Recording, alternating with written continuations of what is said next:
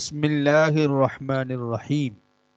من یحرم الرفق من یحرم الرفق یحرم الخیر کلہ. جو شخص بھی نرم عادت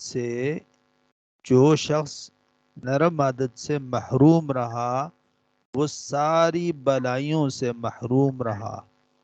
یعنی جس کے اندر نرم عادت نہیں ہے اس کے اندر کوئی نیکی نہیں ہے.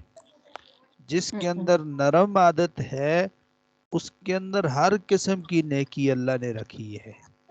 نرم عادت، عاجزی، برداشت کرنا، یہ اللہ کو اتنا پسند ہے کہ اللہ نے اس بندے کے اندر جو نرم عادت والا ہے اس کے اندر ہر قسم کی خیر، اچھائی، بلائی اس کے اندر رکھ دی گئی ہے.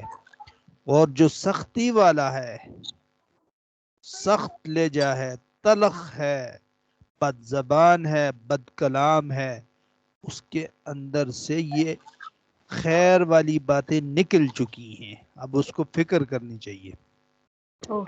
جس کو اللہ تعالیٰ نے اگر سخت مزاج دیا ہے تو اس کو اپنی فکر کرنی چاہیے کہ میں کتنی باتوں سے محروم ہوں.